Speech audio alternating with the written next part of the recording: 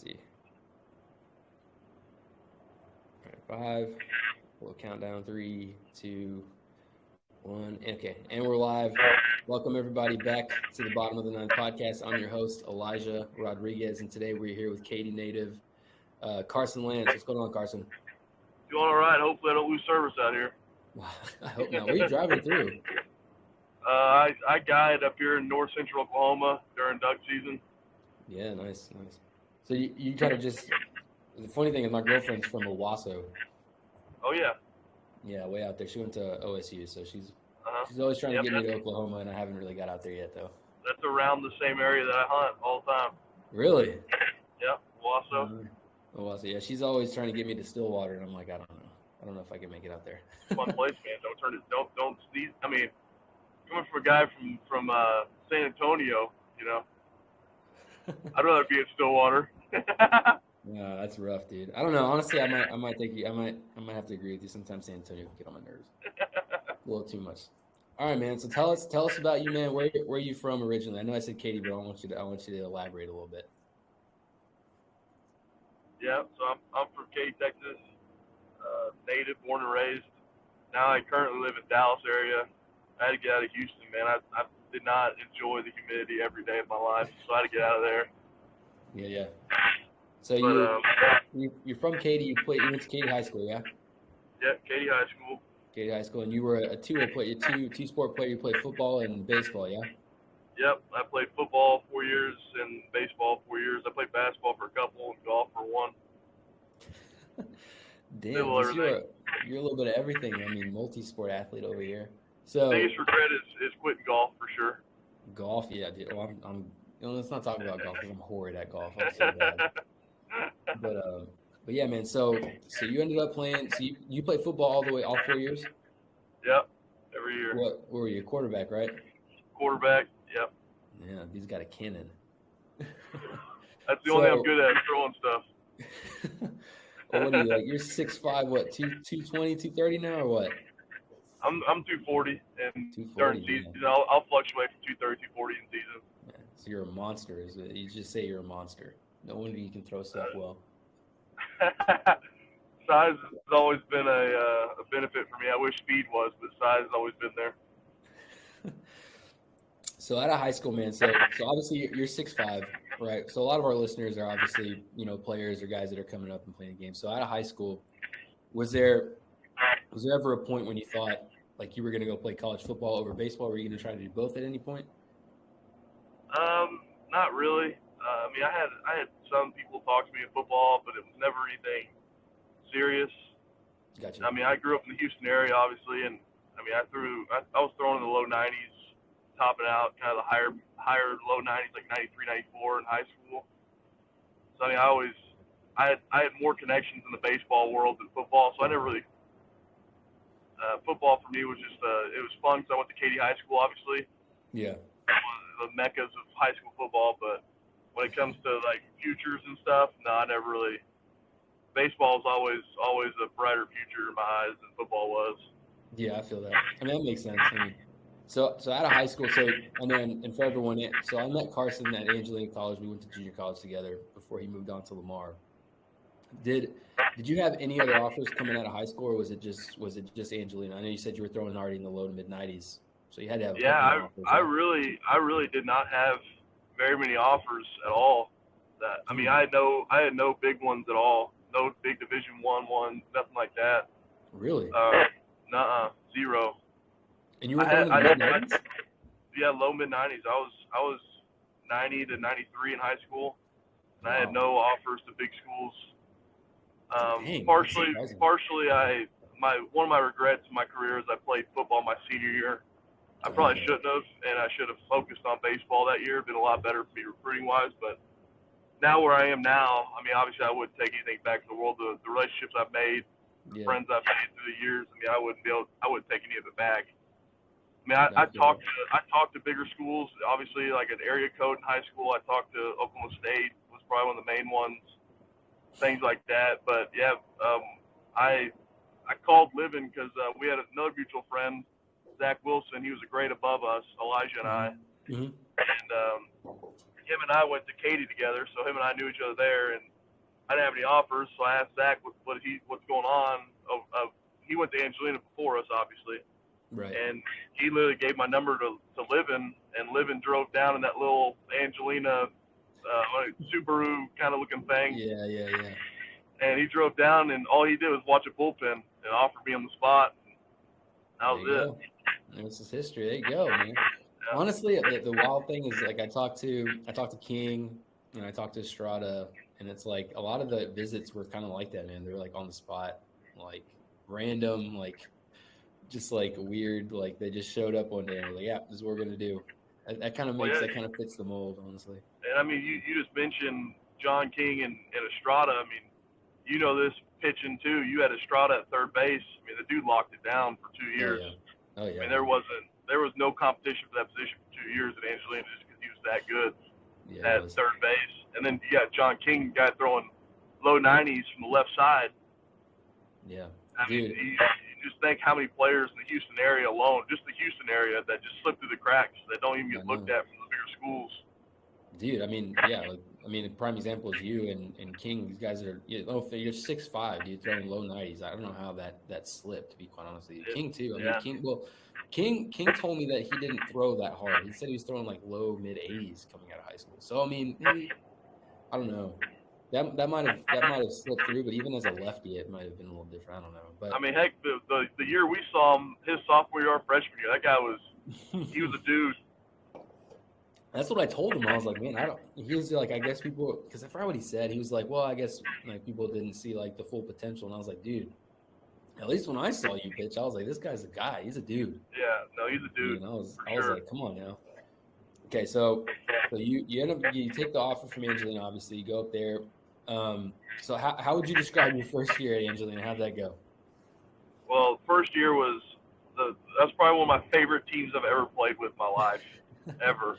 That first year was such a fun group, and man, you could think back on it. We had an unbelievable team. Unbelievable team. I personally didn't contribute as much as I would love to. I had a really good fall that year, and then I got hurt in the spring. I had that really bad tendonitis throughout my whole arm, essentially. Yeah. Right.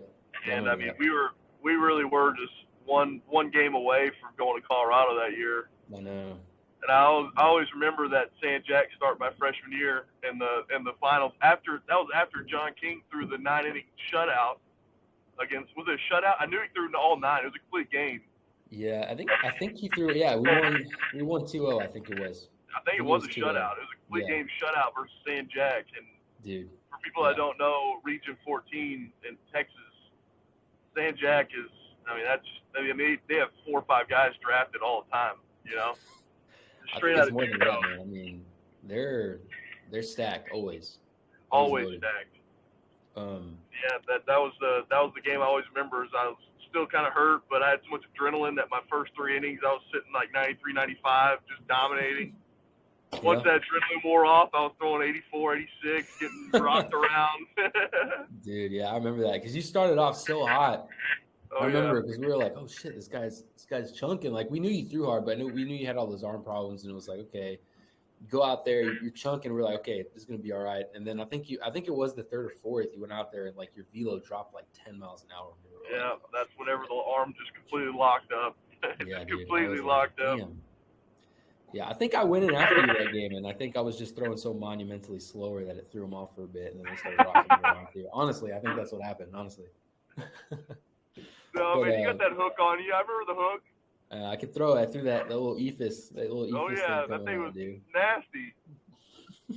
I think it swung 4 times and still wouldn't have got there. It was like a lower version of that Kershaw curveball. You know what I'm saying? Exactly. Yeah. But yeah, so your first year, good year. That's kind of the thing, man. I've talked to a lot of guys, and like, what would your take be on going the JUCO route? Because a lot of people, I talked to King about it, talked to a couple other dudes about it. The JUCO route is sometimes like frowned upon. What's your opinion? Obviously, I know you have a solid opinion because it did you well. What's your opinion on going JUCO? I have a bias, obviously, too, because same here. It worked out for me, obviously. But right. The way I see it, man, especially whenever I work in camps with kids in high school, that they're going to the big schools. They're going to UT. They're going to A&M. They're going to all these big places, and they're pitchers that throw 89 to 92. Yeah. And I wish I could tell them what I know now before they signed with those teams, because 89 to 92 at UT is barely going to pitch on a midweek game. You know, you might get 20 innings in the season as a freshman and as a sophomore. Now, obviously, if you're one of those guys that are just freaks, you know, that at high school you're throwing 95 and UT offers you, go to UT. You're gonna throw. Yeah, you're gonna play. Even if you're not a weekend guy, you're gonna be the guy that throws in the midweek games playing against teams. You know, you're still gonna get your innings in. Yeah. Oops. Did you hear that? No, I didn't. What was that? Oh, that was my maps yelling at me about a wreck coming up. But yeah, no, I tend to agree with you, man. There, I mean, because there's a lot of kids these days, dude, that they're all about the status quo of like just going big D1, and like sometimes that doesn't actually benefit you much because you sit on the bench for 3 years. Exactly, sometimes and longer. I mean, yeah. The biggest thing too at junior college is that there's so many more perks, including not including the playing time. Obviously, you can play a lot more and develop in those years when you're a freshman and sophomore. Right. But also, if you were a guy that professional scouts were looking at in high school, and then you have an unbelievable freshman year, yeah, you get drafted. If you didn't have an unbelievable freshman year, you had an unbelievable sophomore year, you get drafted. And at Division I, you don't have that option. You know, you got to stay there the whole time. Yeah, you're there for 3. Well, I think you got to be there for 3. Yeah. It's 3 years and 21 years old, 1 and 2 or something like that. Yeah. So I think it's got to be 3. I think it's 3 years now. If I'm not mistaken. So good to know. That's something I really preach out here, man. Is like junior college is not something to be like to frown upon. I mean, there's some hella good junior college players and competition out there. I mean, we saw it. I mean, you've seen it. I mean, oh man, dude, it's ridiculous. I've seen some of the best teams I've ever seen. Yeah, that's what I'm saying. They were all JUCO guys, and then being in pro ball. I don't know if John King touched on this, but in pro ball, dude, I mean, the percentage of guys that are from JUCOs, I wish I knew the exact number. I really do, because I bet you it's over 50% or close to it. It's got to be. Because we have a thing. I was in Detroit, and if you were a Bandit, man, everybody kind of knew it. Everybody knew the JUCO Bandits were, and everybody knew the guys that went to Tennessee and Clemson and all those big schools were. You know, I mean, it's just you just knew, yeah. It's kind of, I guess, yeah. There's an added grit to the guys that go to junior college. I feel that. I guess that's something I can't really speak to that, but I'm going to take your word on it. I believe it. I feel like it's just you got a different aura about you. You can just feel it. Oh yeah, just you've been through it. You know the bad days. You know the tough times. The real tough. You know all that. You've already done it. You've been through the grind, bro. Oh yeah. All right, man. Exactly. You went into Mr. Bunn's lunchroom. I forgot about that, dude. Oh man. So you play your first year in junior college. Was there ever after that first year? Was there ever any like thought of leaving and going to a different school? Were you for sure going to stay the 2 years there? I was going to stay for my second year there. Yeah. Yeah. I mean, I guess that makes sense. You didn't get a lot of innings. You were hurt, good chunk. You wanted to have a full season. Yeah. Yeah. All right. So second season comes. You definitely had played a bigger part. I think that's when I actually saw you. I don't know if you were like at your full potential, but you were definitely there, man. You were playing a lot. You're throwing hard. You were owning for a bit. How did that second year play out for you, in your opinion? Well, I'm sure this part of the story you probably don't even know, but my sophomore year fall, I wasn't even going to make the team. I was going to be a redshirt. No way. Yeah, I was going to be a redshirt that sophomore year, and oh damn, I didn't know that. I don't know if you remember Macho. Yeah. Macho pulled me aside, and dude, I'm not gonna lie to you, man. That guy, he just kind of messed with my head and my mental game of going about pitching. And I still give him credit to this day he turned my career around at Temple. Yeah. Temple was whenever I started, and I was obnoxiously dominant that Livin couldn't redshirt me, in a sense. I don't think I went to that game, but I heard about it. Yeah. And, that was honestly where it all turned around for me was Macho, and that guy did a lot for me just by giving me like a 5-minute pep talk. I mean, I nearly ran through a wall afterwards almost. Yeah. Well, I mean, dude, with your body, how hard you throw, all the potential is there. From a coaching stance, like I would be the same way. I'd be like, dude, you have to figure this out. There's too much potential in your body and your talent level to like not fully be there. You know what I'm saying? I would have said Yeah, I the would same. say the biggest thing was I was too worried on the stuff I couldn't control at that time. I was just too focused on all that stuff, and just when you go out, you got your time to shine. You just got to do it. Yeah, I feel that, man. So you went out. I don't know. Did you get a lot of? So the recruiting process the second year, obviously, you have to move on the next year after junior college. Did you have a lot of early offers that year, going into the fall? I had offers to SFA pretty much my whole career, freshman and sophomore year. Yeah. In and out. I mean, they offered me 3 or 4 separate times. Okay. And every time I tried to accept it, they kept hearing rumors and stuff about if I was hurt or not.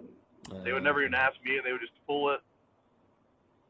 They were the first person I called whenever I committed to Lamar. I said, I can't wait to see y'all next year. So Lamar felt right. Was that the best fit for you? I mean, I had that sophomore year at Angelina, I did really well. You did. I mean, my numbers were nuts that year. Yeah, they were. You were shut down. I think every time you took the mound that year, it was pretty much like that people were struggling, dude. You were. I didn't have. There was only one game I didn't finish. I didn't have a complete game against Navarro. That was the only one. Okay. Yeah. That makes sense. Yeah. But yeah, But it was so late in that recruiting process for our class that all the big schools didn't have any money left. Yeah. So I had was really like the Southland, and I had some whack schools at the time offered me. But yeah, I went to Lamar. I met Will Davis, my head coach there. It's his first year head coach. Right. I obviously love Vincent Beck Stadium, the stadium at Beaumont. Yeah. The wind always blowing straight into home plate, about 30 miles an hour at least. Yeah, the pitcher's park, baby. So as a pitcher, I mean, obviously that spoke enough to me, you know. Yeah, no, I agree. I mean, would you rather it be blowing straight out like McLean, or would you rather it be blowing in? Exactly. I mean, I'm not going to Sam Houston. I'll tell you that. No shot. So you end up going to Lamar. You finished off the year solid. How hard were you throwing out? I don't even remember. I think you were like mid 90s probably. Yeah, that second year. You were chunking. Yeah, I don't know what was going on. I still suffer from this issue today. I don't know why this happens, but my velocity always started around 88 to 90, and then it just gradually got to where I was sitting 94, 95 eventually. Huh. Is it like you just pressing yourself, or is that something that it just happens? Man, I really don't know, because it's like throwing a bullpen. You know, like right. I'll be throwing a bullpen to get ready for season. Yeah. And if there's not a hitter and an umpire in there, I'm grunting 86. Like just trying to get it over there as fast as I can, you know. Yeah. But then the second you throw a hitter and an umpire in there, the numbers completely change. I just don't know what it is. That is weird. But hey, but we'll take it. It's always been that way. As long as when it matters, you're there. Yep. Right? So you go to yeah. Lamar. So my whole career though, I've had. Say again. No, let's say go ahead. I was just saying, like my whole career, my velo charts have been from like. I remember there was one time in Detroit, I had a pitching coordinator come to me and say, "Man, we really work on this." And I was like, "What are you talking about?" Because this after a start, I actually did really well in, and he looked at my velo chart, and my fastball was 87 to 96. What? The range, bro. What? That's crazy, dude. Yeah, it's just and from the beginning of the game to the end of the game, I mean, it would just gradually just get higher and higher all the way through, and I would top out at the 100th pitch of the game. I don't know. It's just the way. I don't know. Everybody's body works a little different. That's true. I don't know. Yep. That's crazy though, dude. 87 to 96. Yep. It was against the Staten Island. What was their match? The Yankees. Staten Island Yankees. Oh, damn. I did that. Yep. Wow. So, bro, that is wild. I don't know if I've ever seen. I mean, you got the guys that like, and this is something I don't really know if it's legit. You got some of the like starters in the big leagues and obviously in pro ball that throw like starters that'll probably sit like 88, 91. Obviously, I don't know if they pace themselves to throw that, but I'm sure they throw harder. Is that somewhere like where you're at, or is it like, or you just can't, like, at this point you just don't even know? Like, it's kind of one of those things where it's like, so Man, like I tell you, like I've done longer warm ups. I've done like different types of warm ups where I'd focus more on speed throughout the whole warm up before the start. Yeah. I've tried it all, and for some reason that first inning it'll be. I mean, I might top out at 91, 92, but then by the fifth inning I'll just be sitting 91, 92, and topping out at 95, rolling it in a little bit higher every time. You know. That's wild. It's odd. Yeah, it's odd. I don't know. So you go to Lamar. How did it go at Lamar? I didn't really keep up with your stats, but obviously you did well enough to get drafted eventually. So how that first? Well, let's just tie it. How did your tenure go at Lamar? So the year at Lamar, I was very highly looked at from the pro standpoint. Yeah. But the fall, there was two starters that just, I mean, flat out just beat me out. I mean, I got nothing. Yeah. I can't say anything else. One of them didn't have a single walk in the whole fall.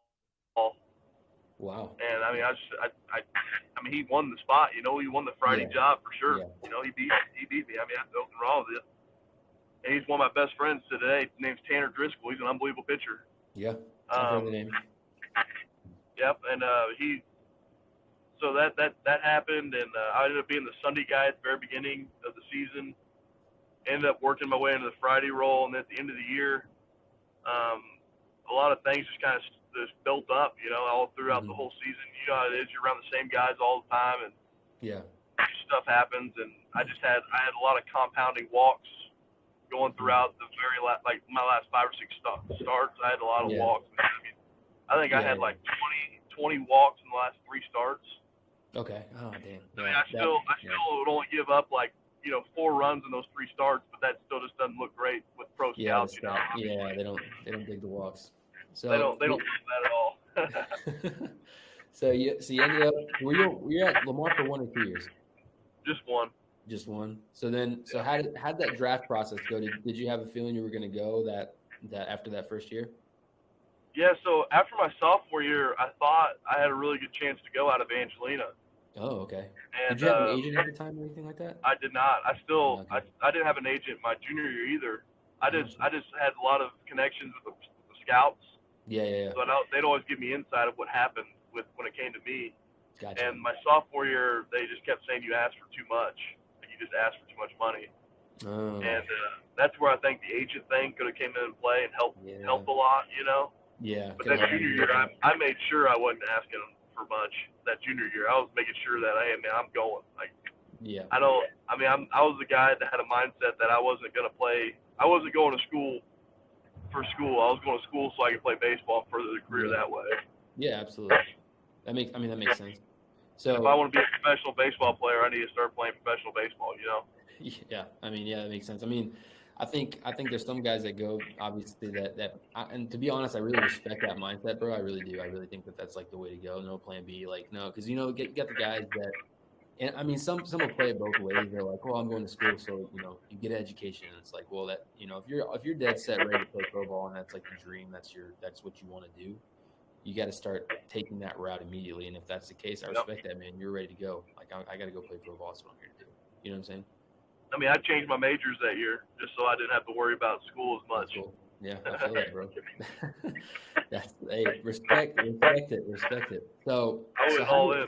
Yeah, I feel that. So how did the draft process go? Can you take me through that? How did that feel? Because that's something that, like, I mean, I think that it's something that's going to stick with you for a long time. That's an incredible accomplishment, achievement, something that's going to stick with you forever, right? I mean, that's getting a call to play Major League Baseball, or at least to play pro ball is something that, you know, people dream of having, you know? So how did that go? My draft experience is a little bit different than all the cliche stories you hear and you see on the TV. I ended up getting drafted in the 16th round by the Tigers, and that's the third day of the draft. I obviously knew I wasn't going the first day of the draft, so I didn't even worry about it. I was just so excited about that second day because that's whenever I had all my calls. I mean, I had probably 6-7 teams telling me that, hey, what do you want to go for the second day? We want to get you the second day. Because the biggest stat that I had that was going for me with the past 2 seasons I played was my strikeout per 9. Yeah. My strikeout per 9 was the best the stat I had. Yeah. So the second day comes, and I'm working a baseball camp actually at Katy with my old high school coach. Yeah. And I'm having to walk away all the time from drills and stuff, and talking to scouts, and they keep saying, "Hey, we got you in this round." Then they call me back and say, "Hey, something else popped up. We're gonna get you on the next one." I mean, it happens the whole time.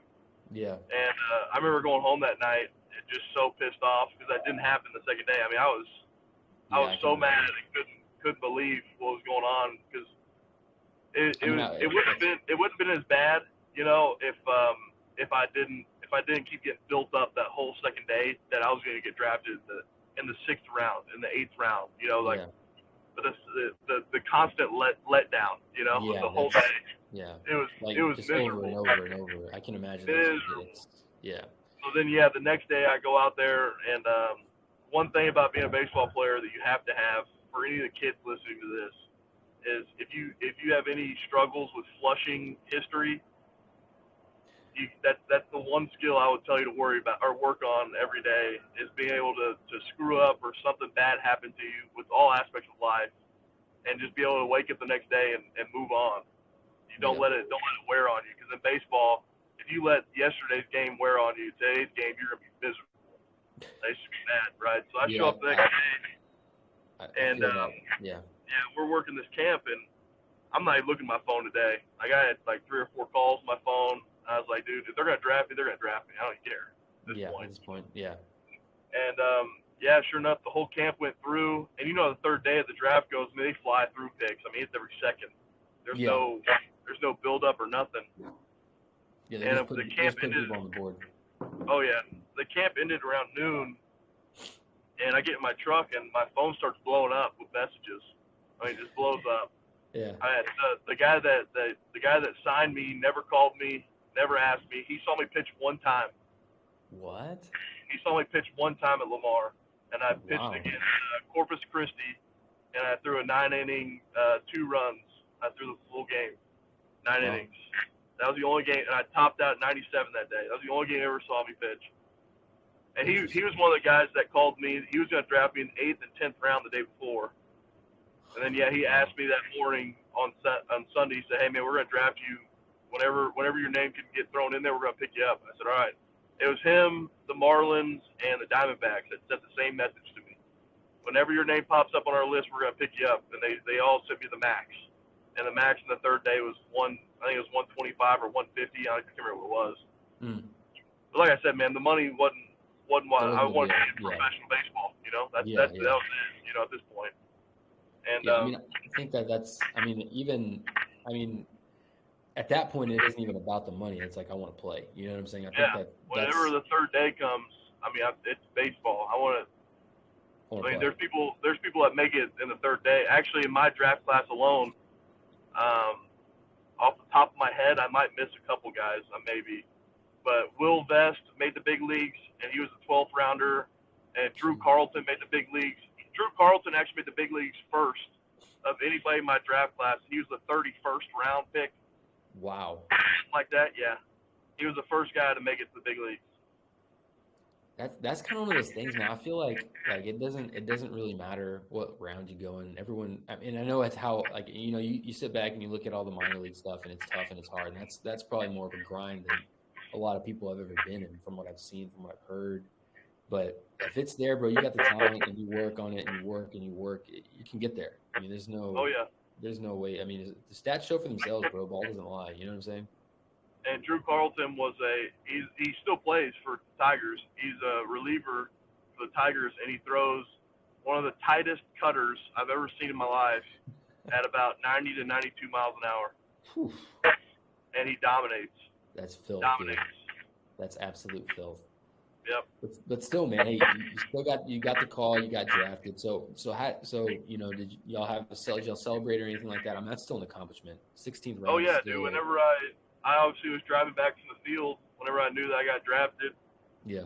And I'll never forget it, driving down the street that I grew up on, seeing my dad in the not the driveway, he was actually in the road, like in the street that we lived on, Yeah. crying, so happy. Everybody was pumped. It was fun, man. But that excitement, the excitement was built up for a long time. And I mean, I'll be honest too. When you get that call and you know you're going, it's pretty quick turnover. Like they get you out there pretty fast. I mean, I was on a plane. I was on a plane in like 3 days going to Tampa. Oh wow, it was that fast? That's quick. Dang, I know King. So King told me when he got, which is, it's funny that you say that the guy that picked you up, he only saw you pitch one time. I think King told me that, and I'll have to go back and check the podcast because I've talked to quite a few people at like Blend sometimes, but he was like, well, the Rangers didn't even call me, they didn't say anything, and they picked him in the 10th, and I was like, that's kind of weird. Like, I guess guys are just watching you without even like saying anything to you or even talking to you or conversing or talking like that. It's kind of strange how they run that business, but that's what he said. He was like, yeah, they didn't call me, had no talks to them at all, and then they took me in the 10th, and I was like, is that how it goes? Like, but you just solidified it. I guess that's how it goes, man. They're not gonna just do what they do. The only guys that you get like the stereotypical draft day things, the only guys that experience that way are probably the top 3 picks of each team. Yeah.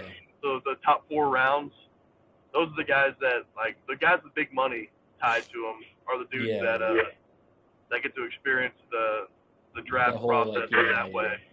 Yeah. I mean, I just, but the funny thing was, like, I thought they'd at least call you guys, like, to let you know. But like, even like you said the same thing. You just knew they didn't call you or anything. They just happened, right? They just popped up on the board. That was the same with King. I'm not 100% sure, but I'm like 95% sure that's the same way it went for Jose, because we talked to Jose Trevino. We were pretty tight over here. And I was like, damn, that's like, and just from like me outside, obviously I never sniffed anything like that. So I didn't really know how the process goes, but I'm kind of like, I thought they'd call you guys and let you know, like, hey, we're going to do this.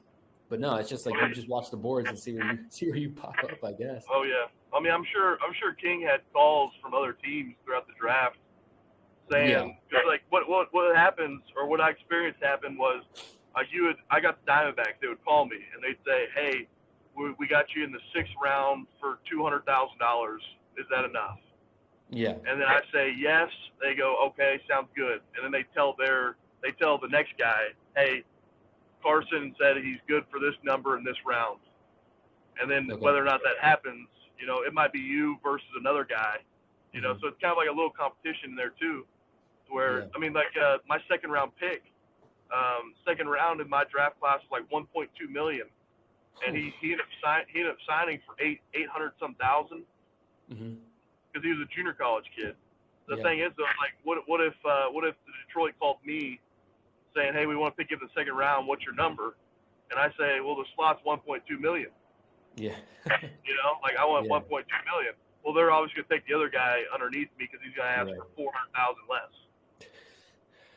Yeah, I forget that, like, each slot has a perceived value, right? How much it's worth. And I guess, but I guess it never actually makes that amount. I mean, I guess that's the. I mean, it's a competition thing, and then obviously they want to have money in certain rounds for certain people. Yep, they're that's why you'll have a 5th rounder sometimes sign for $10,000 because they want to sign somebody in the 6th round for $1 million.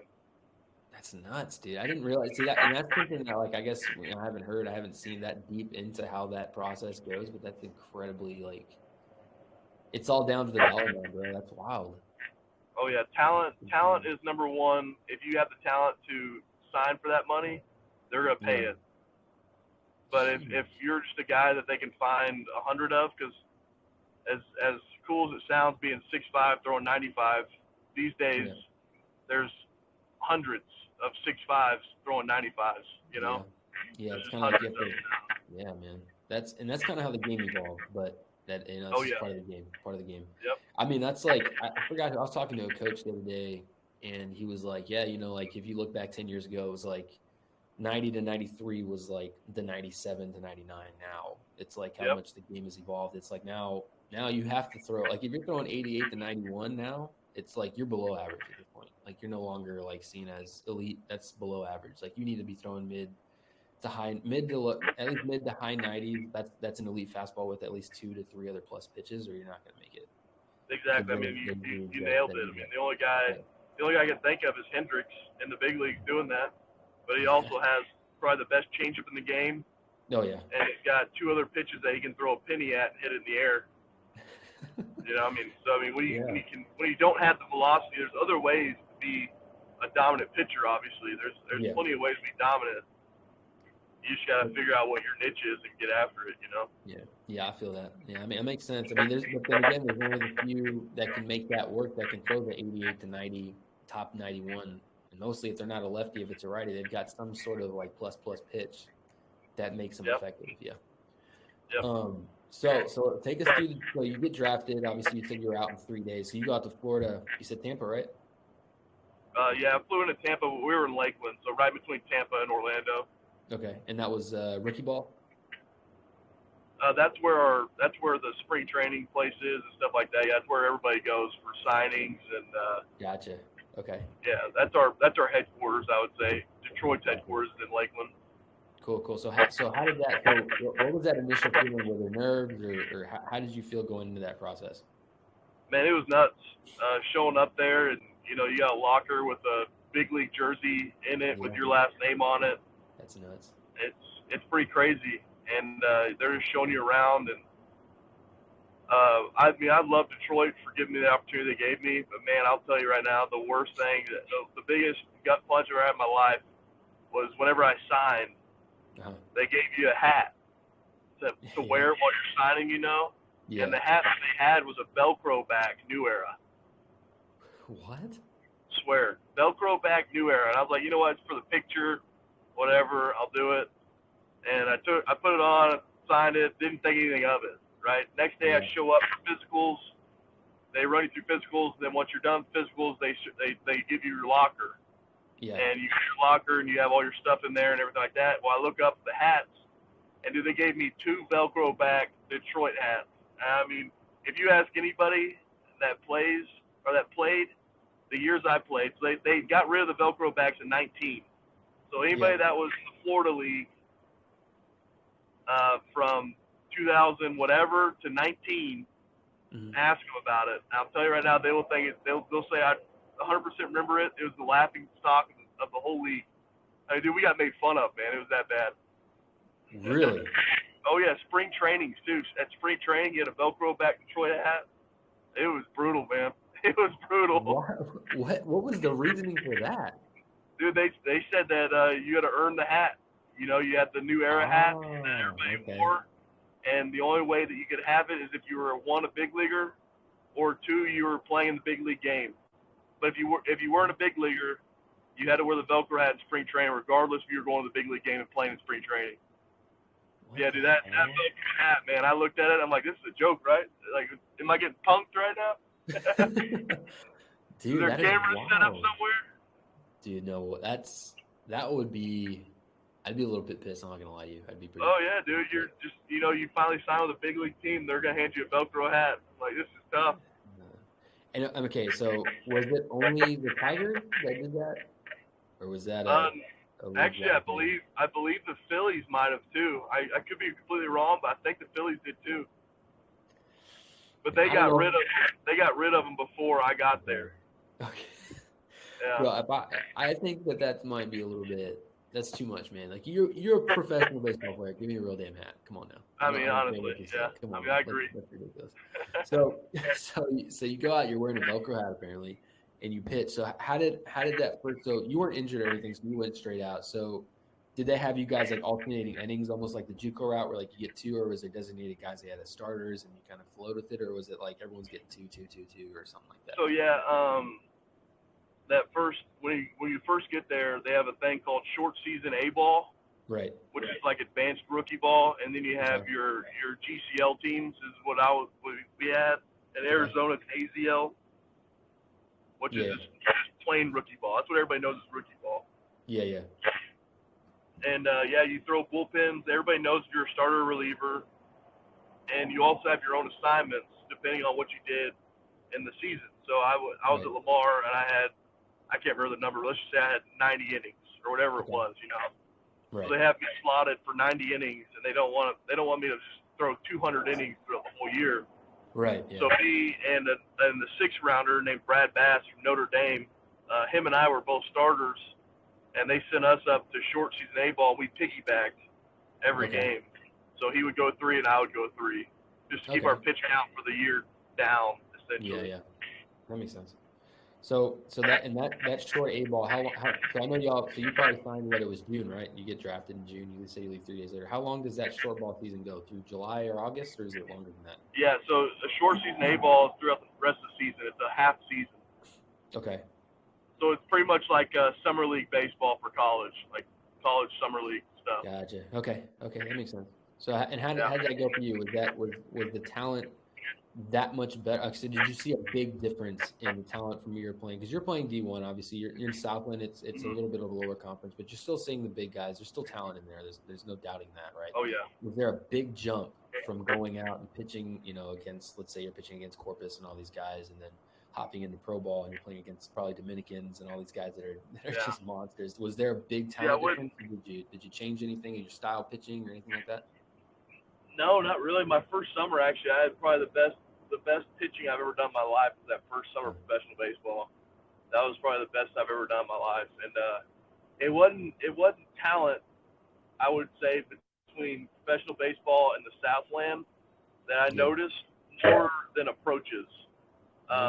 Hitting in professional baseball, especially the higher up you go, because like if you want to skip ahead to now, I mean, like the approaches that people have in the plate that I face now are so much more advanced than what the 22-year-old does at Corpus Christi. Yeah. Like they don't. You don't look at their mouths and like spit coming out of their mouth when it's 3-1 because they know the fastball's coming. Yeah. Like those guys nowadays, like if they get the 3-1 count and I'm throwing a fastball, like I'm trying to either dot it or I'm just gassing it up, and it's like if they miss it, they miss it. If I throw a ball, I walk. Like it's just different. Yeah. It's the mentality thing. I think is the biggest difference, not necessarily talent. Because I still to this day think McNeese State in 2017 was the hardest 1 through 9 lineup I've ever faced, ever. Wow.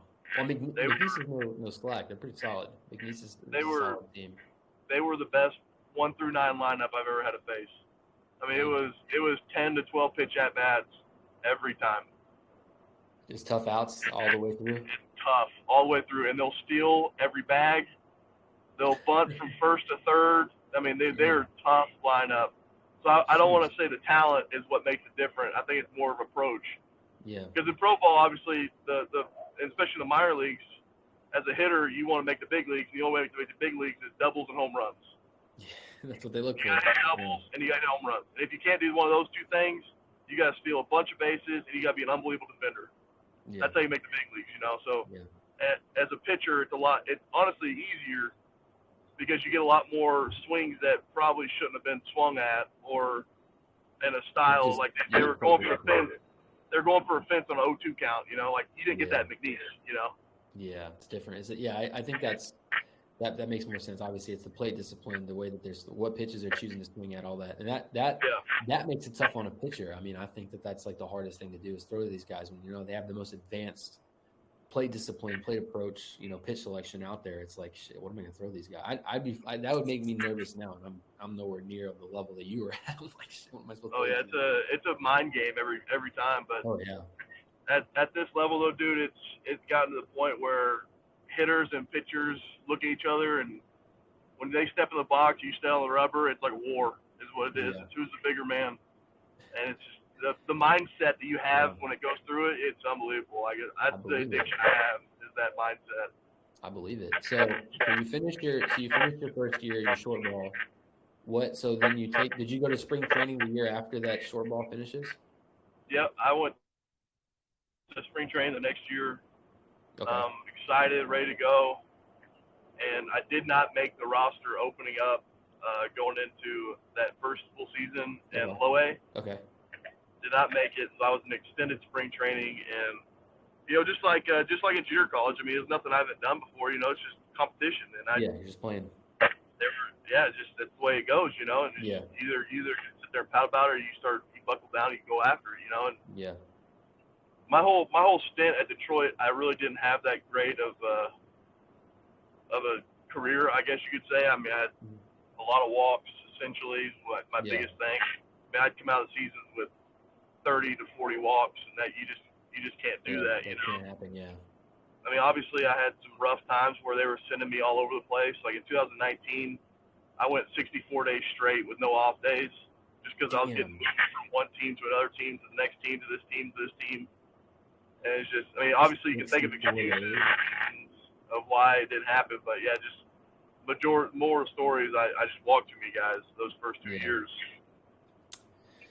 Damn, they had you going for 64 days. Is that like, I guess when you count off days, does that mean you like not travel? Off days are just like your days where you don't have a game. Like that was 64 days in a row. I went to a baseball game that day. How did that did that take a toll on you at all? Oh yeah, dude, I mean, it's just every time you get on that bus, gosh, and you look at it, you're staring at a 14-hour bus ride or something right in the mouth. I mean, it's just, you talk about a toll. That's an understatement. What you go through with that. I can't even imagine it. That's rough. But it's part of it, you know. It's just the way it goes, yeah. and you gotta try to trick yourself into enjoying it. You find other things you can do. I mean, guys play cards all the time on those bus rides. You get Netflix shows. I mean, I watched all of Sons of Anarchy this year. All my bus trips, you know. You just try to find things to get your brain off of it, you know. Yeah, the traveling, man, that's tough. I can't imagine. That's rough. And it's bus. If you're not playing, bro, you're not flying. You're riding in a bus. Oh yeah. Sheesh. So I know. So you said you had 2 years in Detroit, right? So then what happened after that 2 years and transitioned into where you're playing at now? Yeah. So I was drafted in 17, played that, and I played 18, 19. So I had 2.5 seasons under my belt there, and I came for spring training in 2020. Obviously, everybody knows what happens there. Yeah, and then I go home. I get sent home, and I threw one bullpen in that spring training. And, I mean, it was probably one of the most lights-out bullpen I've ever had in my life. I'll never forget it. It was one of those days. I mean, you know this feeling, too, because you were a pitcher. Yeah. But, like, you know those days where it looks like or it feels like your hand is just, like, going out there, and you're just, like, putting the ball in the glove. Yeah, where you want it to go. Like, with all your pitches, you know, you're just, like, putting it there. It's easy, you know. That was that bullpen. I was like, dude, this is going to be the year. Because I trained really hard that offseason. I had my goals set. That location was going to be over velocity. Yeah. And that first bullpen, it felt like all my work paid off. You know, I was pretty excited about the season. And then me and a few other guys were playing golf after spring training workouts, and we get a call saying come back to the field. And we were like jokingly about it, like, man, our head guy, his name was Dave Littlefield. We were all joking around and saying, hey, Littlefield better comp us for that golf round we had to pay for. Like just joking around, you know. Well, then we get there. He tells us the news that there's a pandemic. We got to go home before the planes get shut down. We're like, what the heck? Like, we were all just kind of looking around like, dang. He's like, it's only going to be for 2 weeks, and then we're going to send everybody back. We're going to resume as normal. So we're like, all right, whatever. Well, obviously, the 2 weeks didn't happen, you know. And I'm bored as all get out because all I'm doing is throwing bullpens once every 4 days, and I got nothing else going on. I'm still getting paid from Detroit at the time, too. They're paying us. Yeah, yeah. So I'm like, well, I'm getting paid, but I just couldn't do it. So I went out and found a job. I started doing landscaping. Okay. And I was doing landscape work while all that was going down. Well, in July. So we got let go home in March, and I went all through March, April, May. Oh no, it was June. It was in June whenever I got a call that they released me. That was when everybody started getting released from COVID because they were cutting everything in half, you know, like all the teams and stuff. Yeah. There was 82 guys, I believe the number was, in that one day from Detroit that got released. Dang, dude, that's crazy, dude. Like I talked to a couple big leaguers and I've talked to a couple minor league guys, and like that whole COVID thing really screwed a lot of people. I mean, obviously it screwed up a lot more than just baseball. I mean, a lot of stuff happened, but I mean, like. It changed MLB baseball. It did. That's because there was no minor league season that year, if I'm not mistaken, right? No, there wasn't. No. Dang, dude. I mean, I can tell you, I know that feeling. I remember, like, when all that happened, I remember, because obviously we work in a baseball company, so, you know, we were pretty much keeping our ear to everything that was happening. And I remember like obviously it's not to the extent of that, and I was lucky enough to not get let go. But my roommate, my buddy at the time, I remember we were actually like things had kind of shut down. They had already sent us home from our offices, and I remember like they were like, hey, we actually went to the gym. I remember we went to the gym. It was me and my roommate at the time, and we were like we're about to start working out. Same concept you y'all were playing golf. We like literally got there, just took our pre-workout, and our boss says, hey, we're having an emergency call in 30 minutes, so like be on. And we were like, oh shit. And then from there they were like they released, I think for the company they let go like 90% of our employees.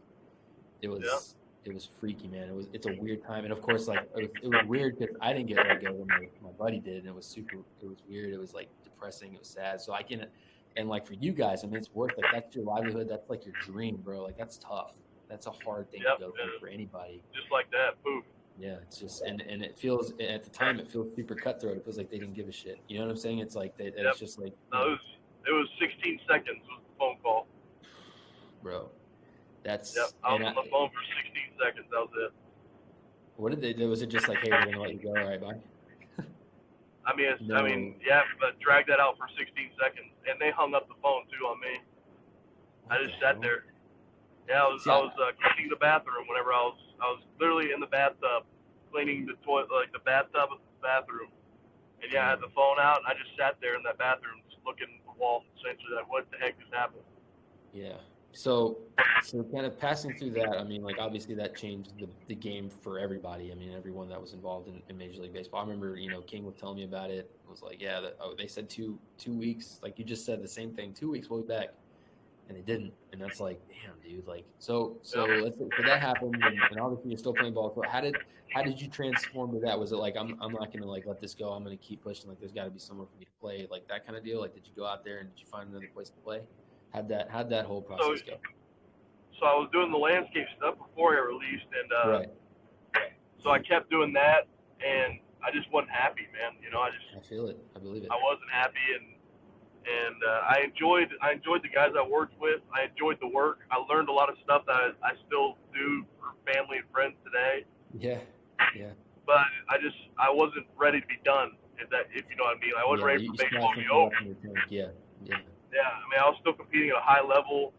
I knew I could do it, and I just didn't love it. So I went out and I asked a friend named Rusty Pendergrass is his name. Yeah. Him and J.R. Salinas. They're both scouts for the Diamondbacks. Yeah. And I asked them, I said, hey, what should I do? And both of them said, you need to get an agent. That would be your best way to get back into baseball. Yeah. And J.R. Salinas gave me a name, and he gave me Billy Martin Jr. Billy Martin, the manager for the New York Yankees forever, his son. And I talked to Billy Martin, and he said, well, this is what I can do. And about a month later, I was mowing a yard, and he calls me out of nowhere and says, hey, I got a team for you. You want to play? And I said, yes. He said, do you want to know how much they're going to pay you? I said, nope, just put me on the line. That's all I cared. Just give me the contract, I'll sign it.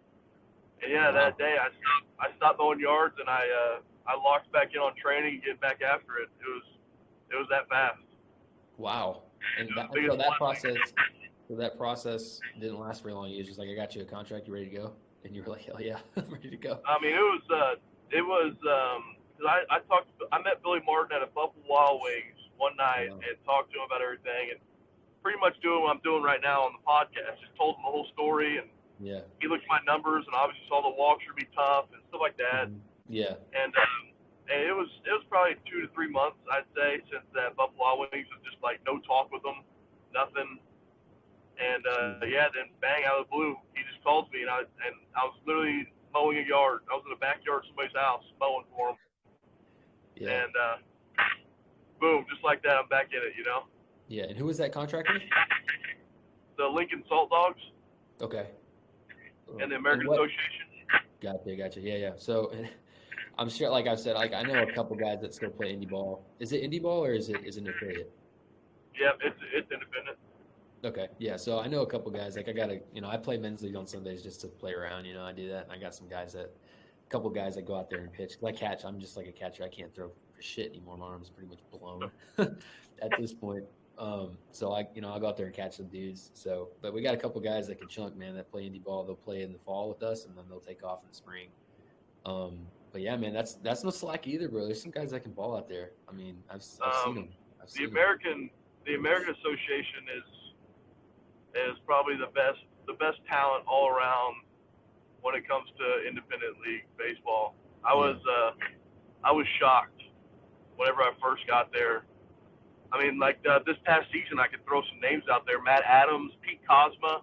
I pitched against both those guys. I mean, that's really 17 years or 16 years of big league play between the two of them. Jeez. The beginning of the season last year in the American Association, it was a AAA level baseball. Really? Yep. That's how serious. I mean, you're not facing slaps in indie ball anymore. That place, but it's all because of COVID. Yeah. It's all because of COVID. It's all minor league guys. Yeah. It's all minor league players. It's all the guys that were just like me that got released during COVID. And I mean, you have so many teams just full of AAA and AA guys. I mean, full of AAA, AA guys. If you ever have the time or you're bored, just look at a team called the Kansas City Monarchs. Okay. They have, I mean, like they might have a AA guy on that team, and I have to face them 6 times a season.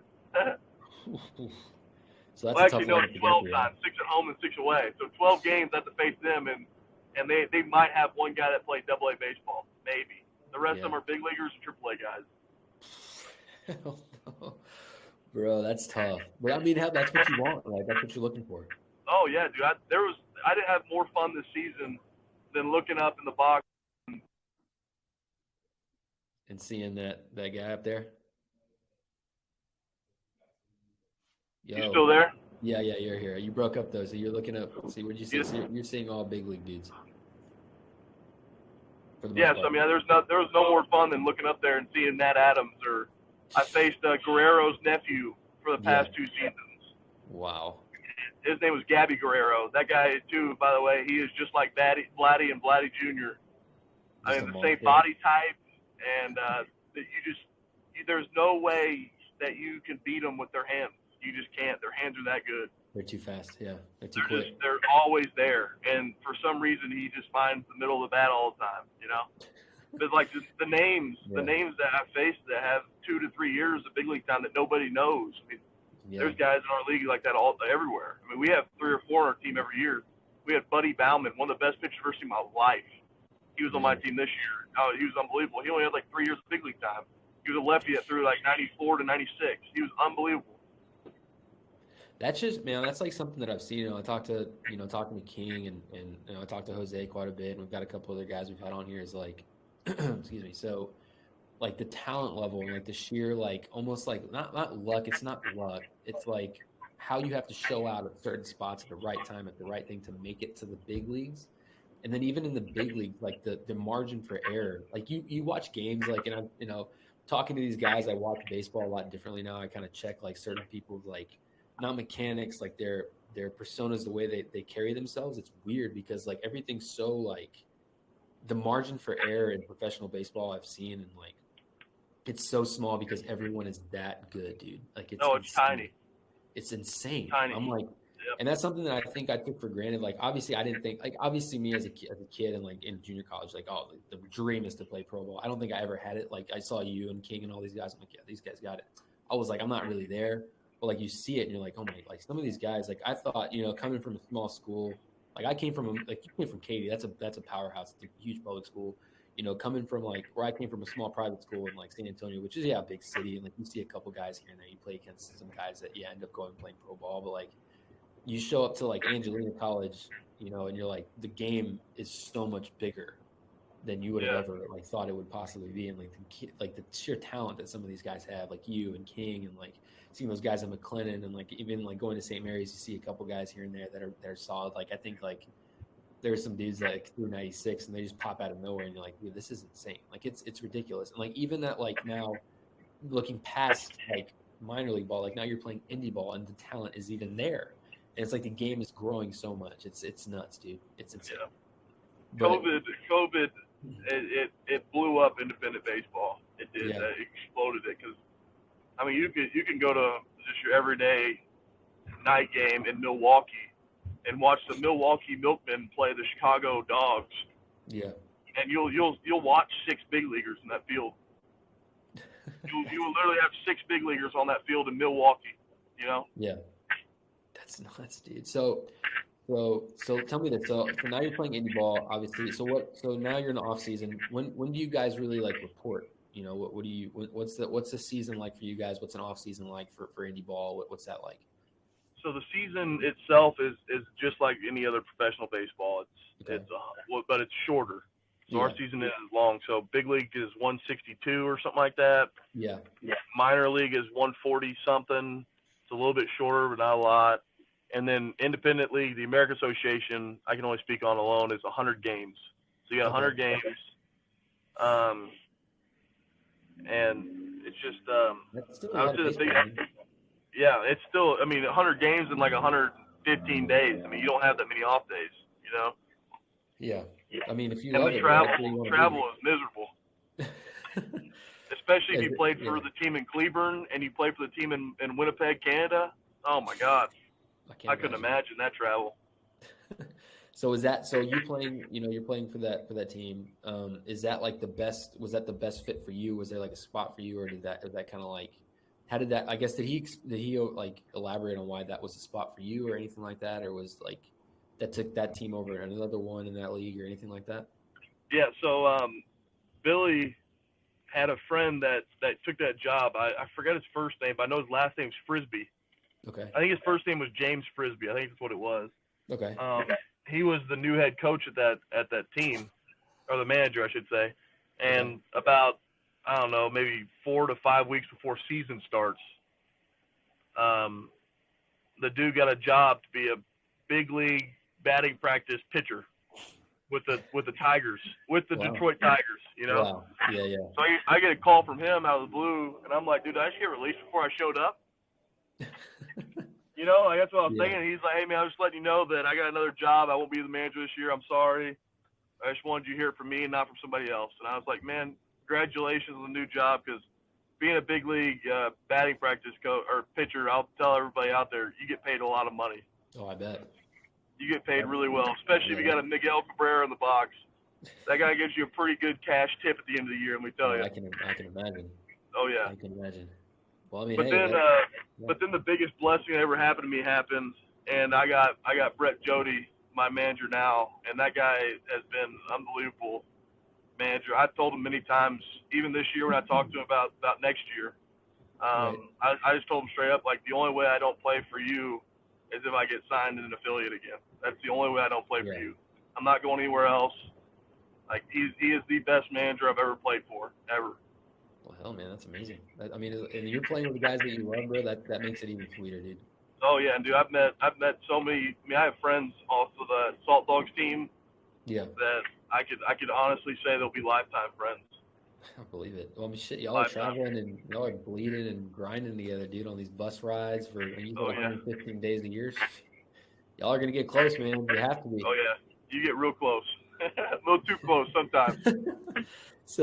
So the goal now, so you're playing indie ball. Is the ultimate goal obviously to make it back to the? I mean, obviously the goal is to make it to the big leagues, right? But do you have like a plan, like a process on how you plan to get back to the big leagues? I know you said like this guy, your coach now, he's got quite a bit of connections. Is that kind of how it plays out? Do these guys, you play well, you perform well, you stand out? Do they make recs to like minor league teams to sign you to contracts? How does that whole thing work? So this is the part of baseball that I think you're going into more of opinions. Nobody, unless you get somebody that's in the recruiting process for affiliate baseball, that'd be the only word that I could honestly say I would take. Okay. Because I don't think anybody knows how it works. Not anybody. It's one of those things which is like you never know. Because there's so many pieces involved. I mean, essentially for me, somebody's got to get hurt or quit or retire or get released. I mean, something's got to happen for a job to be open first. Right. Okay. And then they have to they have to be able to say, we don't have a guy to fill that spot. Like, we just don't have that guy. Right. And then they go to the independent league and they look around for talent there. Okay. So that's how it goes down. Okay. Mm-hmm. Well, I figured, and that's kind of one of the things I thought, but like you see, like, and that's the cool thing is like that's why I like talking to the minor league guys. I like talking to the pro guys that we can get, is because like there's so many, like, you see the surface of the game and you see like all these trades, and like I remember, I was talking to Jose because he almost became because he was with the Rangers for a while, and then he went to New York. But King also almost went to New York as well in that trade for Gallo and all that stuff that happened. And we were talking, and like that, what you just said fits, because it's like for these trades that you see on TV, like these big blockbuster trades, like, for the Sotos and for all this stuff, for the Judge and all this, you see all these signings, but all you see is like the end result, right? You don't see the millions of other pieces and the minor league people that are affected, the guys that are moving here and there, the pieces. It's like a big grinding thing, bro. It's weird, but what you just said sums it up, dude. It's like for somebody to get there, there's a trickle effect, and it goes all the way through your club, and then it could also trickle into another club. It goes into another. It's nuts, dude. It's so crazy. It's insane. I would hate to have that job. Because I bet you it's every day. You have to look at the injury reports, the release reports. You got to look at everything. You got to know, if you work for the Yankees, you got to know what Toronto is doing every day. Oh yeah, you have to. You have to know that kind of stuff. That's your job. If you don't know it, you're lacking now. Like you could be costing the Yankees some dime out there that nobody knows about. Yeah, dude, I believe it. But that's the game, bro. It's the beauty of the beast. Yep. But yeah, man. So you're still doing it, bro. You're still playing, man. That's where you are now. It's still a dream to people, bro. Like you're still doing it. Like that's oh yeah, awesome. It's a blast, man. And nowadays, with another effect that COVID had with the draft now, yeah, it's horrible for players today. Yeah. Because like I said, like Drew Carlton was a 31st rounder that made the big leagues he made the big leagues first. That's including the first 10 picks. And he wouldn't have been drafted in today's world. Did they shortened it? Yeah, is that what happened? They shortened it. It's no longer 30 the draft. rounds. It's mega. Yeah, the draft is way shorter. I want to say it's like 20 something. See, I feel like that sucks, man. Like that's brutal because now all the seniors that don't get the opportunity anymore, because they're still going to waste those picks. Right. Every team's going to waste a pick on a high school kid in the last round, just so the high school kid knows that, hey, we're interested in you for the next 3 years. Yeah, even though they know they're not going to take it. Even though they know the high school kid is not going to take it. Yep, they're still going to do it. And like that spot right there could have been a senior guy that played at Sam Houston. It could have been a senior left fielder at Sam Houston that could have gotten that opportunity, but now he just won't. Like that opportunity's gone. See, man, that sucks, dude. And that's like, I think that it's shortened in that, like that, however many rounds it got shorted, it's still hurting other guys. Like there's still there's still the players who draft their kids, that crap, the area, the cross checkers that draft their kids and do all that crap. And that's another part of it. Yep. And I'm like, dude, come on, man. Like, really? And that's part of the game, man. I guess it's something that, the game's flawed. Obviously, it's not perfect. Politics is in everything. Oh yeah, yeah. But it's part of the game, man. But like, you're still living it, bro. You're still out there, dude. Like that's awesome, man. I'm gonna have to tune in more stuff. But yeah, dude. Kind of piggybacking on like what you said earlier, like the bombs and stuff. I was talking to Estrada because like we both know Estrada was a stud. He was a monster. Like I'll tell him that to his face, even with all the shit. He was one of the best lockdown third basemen ever had. Oh yeah, but so we had him here, and I was like, I had never asked him. Like he was in San Antonio, so we hung out all the time with guys here, and I went to games and stuff. And like what you said, I know you're a pitcher, but like what you said, you got to hit doubles and bombs. And I was like, what happened, man? Like, I asked him, like, no draft, like, because there's a couple guys there that were the same stature as him. Like, Brian Arias went to UTSA and he's playing with the Astros organization now. And I'm like, dude, what happened? He was like, dude, I just didn't hit home runs. I'm like, damn, dude, like, but like that's what they look for, dude. Like, and the game is big, dude. Like, they want those big bombs, they want the doubles, they want the exciting part. Like, if you're a singles guy, I feel like you're not gonna get it. You know what I'm saying? I feel like. I don't know. The thing is that Chris Estrada's the guy that gets screwed in the draft by all those political picks. He was the guy, like, he's the perfect person. He has all the tools. He's an unbelievable player. He has the baseball IQ. He had everything. Yep. But they probably picked 5 guys in that draft that they knew for a fact were not going to take it. They could have just given it to him, and they didn't. And now the path is for the Chris Estradas of the world. The path is to go to the Pecos League or something like that, where they get into indie ball for 2-3 years, and they have age on their side. That's the other benefit you have. Now you get to compete with guys that are my age, 27 to 35, with experience, and you're competing against them for 2-3 years. I mean, the development you can have in those 2-3 years is unbelievable. It's huge, yeah. And then at the end of the day, you're still 24. You know, I mean, that's huge. Yeah, You played 2 seasons of AA baseball, and you're only 24 years old. That's a hell of a piece to have on your resume, dude. Yeah, I mean, it's not over if you don't get drafted, is what I'm trying to say for guys today. Just because independent baseball is so good now. Yeah, I believe it. Like I said, I've seen guys, dude. We've got some guys that I know we got. Like this is, what's funny, dude, is like, so I told you we have that guy that plays Pecos League, but he'll come and play like the end of, I guess, like late summer, whenever y'all season ends, he'll come and pitch. And I remember a guy that used to work here who runs the men's league team out there. He's like, hey, I got this guy coming, blah blah blah. And I'm like, I don't know much about Pecos League, but if you got a real pitcher to come out here and pitch and I can catch him, I'm like pumped, right? This dude's throwing like 94, 95, dude. And I'm like, this is no joke. Like, this is legit. And of course, he's making all these men's league guys look like they've never swung a baseball bat before. Oh yeah. But dude, like that's why I'm like, I sit here and I'm like, if Carson's playing men's league, if Carson's playing indie ball, it can't be a joke. It can't be like it's got to be real out there, dude. Nobody's clowning around out there. No, it's real. You know who else is playing indie ball is Daniel Lingua, dude. I faced Daniel Lingua for the past 2 years. No way. Yeah, he plays for the Gary South Shore Railcats. Yeah, Railcats. Yeah. So apparently he said he didn't say. I mean, we looked it up the other day. He's played every position, dude. The dude balls. I believe it, man. I'm not gonna lie to you, man. The guy has had 2 unbelievable years too.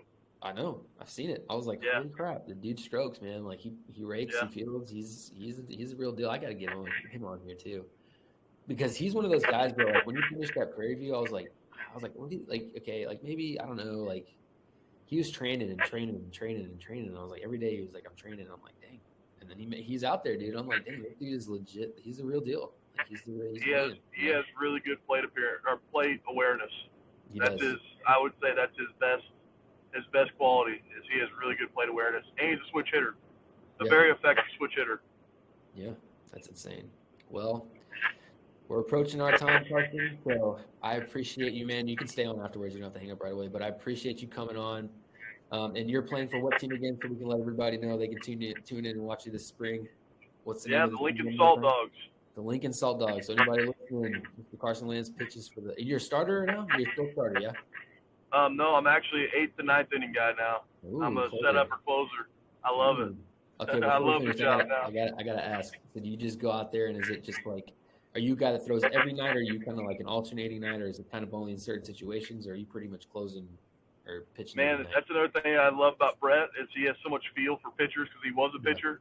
Yeah. And if you go out one night, you throw, let's say, 12 pitches. Yeah. And it's a 3-1 ball game the next day. He comes down there, like face to face. He'll come down there and ask you, "Hey, are you good to go?" They feel. Yeah. And I mean, obviously, in those situations, I say yes every time. He put me in that ball game every time. I'll take the 3-1 ball games over the 8-0s any day of the week. Yeah, I mean the 8-0s are nowhere near as exciting and like livening as a 3-1 game, or a 2-1 or a 1-0.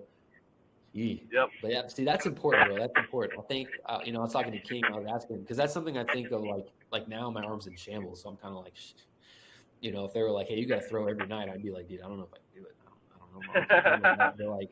Like King was telling me, is like, hey, like there can be strings, little tangents where you're throwing 3-4 nights in a row because he's a relief guy, and I'm like, dude, like that's insane. But like big league guys, coaches, it's no longer like, hey, how do you feel? It's like we need you out here, do your job, or like, no, that's important. But that guy actually takes the time to make sure that you're good. That you're not gonna, overdo it, injure yourself, or like anything like that. That's big, dude. That's huge. But how do you like it? How do you like being down in the latter innings? Oh, dude, I fell in love with it, honestly. I accidentally kind of rolled into it because I got moved to the bullpen my first year, and he just thought we needed help there. And I was kind of like the 4th to 5th starter on that lineup. So he moved me there, and then I eventually evolved into the setup guy that year, and there's nothing. I haven't felt that kind of rush that I've felt like that in I don't know how long. And then also, like King just said, dude, I can play 3 nights in a row. I don't have to play every 5th day. So if I have a bad outing, I can pitch again tomorrow. Yeah, you'll bounce back. Exactly. See, I feel that. So that's kind of one of the things, bro. It's like the starter is like the starter. You're the guy, you know. It feels good, but at the same time, it's like if you have an outing, you're like, I gotta wait 5 days. I gotta wait 5 Exactly. days. You got to sit on it for that long. So I mean, it's kind of one of those things, but shit, man. Like anyway, so before we can wrap it up, man. Like anyway, Salt Dogs, Carson Lance, check him out this spring. Dude's a monster. He's a stud. Check him out. But yeah, man. So like I said, you don't have to hang up right away. I'm gonna end it here in a second. But thanks everybody for listening to the Bottom of the Ninth podcast.